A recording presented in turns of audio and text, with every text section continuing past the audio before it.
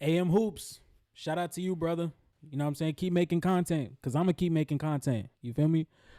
This is really bad for Klay Thompson. This video is aging poorly, brother. This video is aging poorly. I haven't even watched what you said, but Klay just had 22 points on 6 for 10 3-point shooting. For the people who aren't in the comments already, they will be tomorrow morning. They will be tomorrow morning, and I'm going to get in on some of that action. So let's do it. Let's do it. Something called Basketball Forever ranked big threes for this coming NBA season. Number 5, Minnesota. Cat's gone, so forget that. Number 4, Bucks with Giannis, Middleton, and Dame. Then, Philly's new big 3, Embiid, PG, and Maxey. But number 2, right behind the champion Celtics, Luka, Kyrie, and Klay Thompson. So Klay makes a big 3. Is this 2018?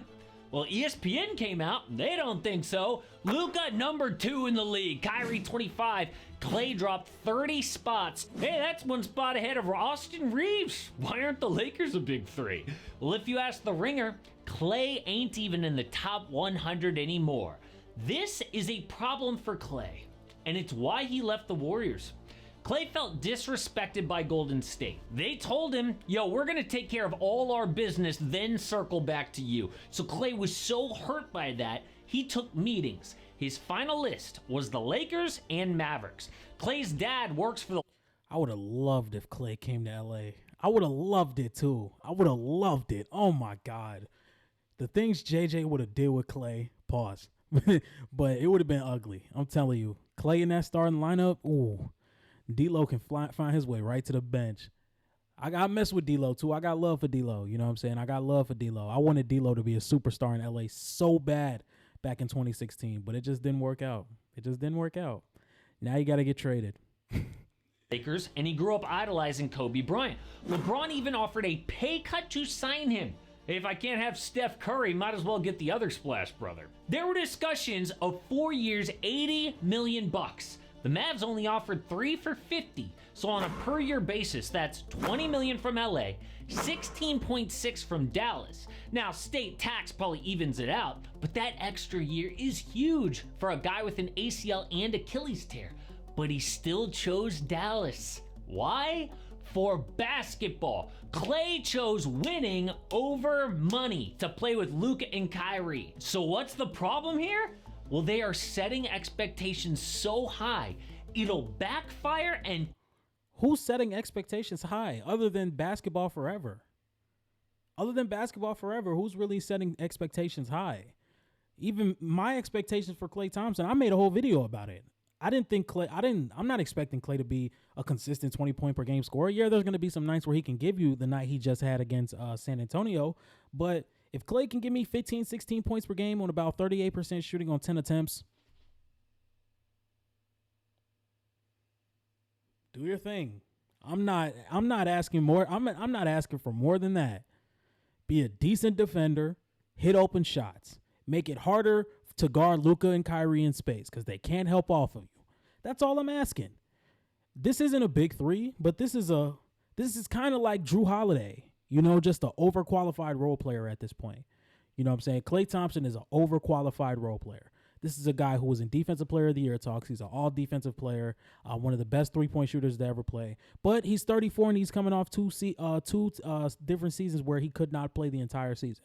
So what are we really expecting? What are we really expecting from Klay Thompson? To hit open shots and be a decent defender when he's on the court. That's all I'm asking for Klay. That's all I'm asking. Klay's confidence in game. Mavs coach Jason Kidd even said on what he's seen from Klay since he got to Dallas, yeah, he's still a superstar. What? That's too far. That's too far. And I get you're trying to prop up your player. You want your player to play well, you know what I'm saying? And you're going to continue to hype up your player, but I don't think we should go that far. This is a disaster waiting to happen. A perfect example of how bad things can get with that kind of talk is 1 week before the All-Star break last year. But we are a few days away from the start of the NBA season, sorry. and Nope, I've been can't do playing it. under. The Warriors were struggling, so Steve Kerr stopped making lineup changes based on emotion. He needed wins. So he chose to close the game in Brooklyn with little-known Gui Santos because Klay was so bad. Dubs won, but after, Klay got brutally honest in the locker room. Is this an adjustment period for you a little bit? I mean, he's done it a few games, obviously. Yeah. Kidding me? Go from one of the best players. It's hard for anybody, I'll be honest with you. You can like see him the right things, like, yeah, it's all about winning, but he's about to cry, which was actually About to cry is crazy. I'm not gonna lie. About to cry is crazy. About to cry is crazy. But Klay Thompson wasn't playing well. And I think it's the situation in Golden State. He can't be a number 2 anymore. And that's what he was in Golden State. He could not be a number 2 anymore. He cannot be a number 2 anymore. What he's doing in Dallas is perfect. Hit open shots, Klay. Play defense. Play decent defense, Klay. That's all you need to do. That is all you need to do. That's all you need to do, Klay. And we're good. We're fine. We're dandy. That's all you need to do. I think Klay was taking 17 shots a game in Golden State. He don't need to be taking all that. Unless it's wide open threes. Like, I don't understand that. Last year, Klay Thompson took 9 threes a game, 39%, 15 shots a game, not 17. If we just take a look at before the All-Star break, I really want to see how much shots he was taking before they really started. Let's see. At Brooklyn. Let's just find that. At Brooklyn. There it is right here, where they flirted with Klay coming off the bench. So let's just take a look from here all the way to the start of the season. Klay Thompson. Oh, shit, man. Fuck. Just did it wrong. Okay, so Klay Thompson in that stretch was giving you about 9 threes a game, 41% from the field, 37% from 3 on 17 points per game. It's not terrible. You know what I'm saying? It's not terrible. But there are games where Klay could really get cold. But there is a little stretch that I'm looking at right here. Hold on. A little stretch right here. Klay's giving you about, hold on now, blood. Hold on. I know y'all see these big numbers right here. Let's see. A little 5-game stretch where Klay was giving you 26 points per game on 50% from the 3-point line on 11 attempts. Klay's still here. That's what Jason Kidd saw. Anyway, let's get back to the video, man. Let's hurry up and get this done. Nothing compared to what happened 5 games later. The Warriors were up 12 against the Clippers, but Kerr wasn't taking any chances. So he took Klay out with 7 minutes left, and it was obvious he was not coming back. Klay was fuming on the bench, stared off into space, thinking about whatever. But then, Dubs were down 6 with 48 seconds left. They need a 3. So Kerr puts Klay back in the game, and it worked. Klay drew 2, who found Dre, passed to a wide open Brandon Podziemski, and bam! Now down just 3 with 39 seconds left. Plenty of time to defend the possession and tie it up. But unbelievably, Klay intentionally fouls the inbounds, guaranteeing the loss. Steve Kerr went ballistic on the sideline. Cameras caught B Pods in disbelief. Dude's head was not in the game and he blew it. So the next morning, Kerr informed Klay that he was being replaced in the starting lineup by a rookie, B Pods. Now Klay went. That is a boneheaded move, though. I'm not gonna lie. That is crazy. But hey, keep going. We gonna keep going. Off that night, he dropped 35 points in 28 minutes, but people knew he was not coming back. The point is that all of this drama and emotional roller coaster comes from thinking he's still a superstar. Klay just can't accept that his best basketball is behind him, and as long as the Mavericks keep telling him otherwise, it's a problem. So actually, how bad is Klay right now? Is he washed? Well, the Dubs 2022 title run was his first full year back, and in those playoffs, Klay actually led the Warriors in minutes, starting all 22 games. He scored 19 points a game on 38% from deep, The next season, he led the NBA in three-pointers made. So what's the issue? Well, actually, we're seeing it in Dallas already. We know that he fits great there on paper. Like last year, the Mavs needed three-point shooting in the biggest moment. They hit just 32% from deep in the finals, and even though the media went off on Luka's defense, the D was actually good. They held Boston to just 109 points per game in the finals. 109. You don't get much better than that in the NBA. Meanwhile, Klay shot 39% from deep on 9 attempts. Yeah, I'm not gonna lie, but let's not forget that Boston was getting a lot of open threes that they just weren't knocking down past game 1. Boston was not shooting the best, especially up to their potential. The way Boston shoots threes, the way they shot in the NBA Finals, you almost wouldn't believe. Last year. Below his career average, yes, but still elite. In fact, just 3 guys did that last season. Steph Curry, Dante DiVincenzo, and Klay. So sure enough, first preseason game, Klay dropped 10 points against Utah, 3 of 5 from downtown, 3 assists on limited minutes. But next game, 0 for 9 from the field, 0 points. He was not explosive, couldn't separate himself on shots, got chased down, blocked by Nick Batum, for goodness sake. And then the next game, he was good again. But that is like what a role player does. Let me just break this down real quick. Shooters are gonna have nights where the shot just doesn't fall. You know what I'm saying? They're going to have nights where the shot just does not fall.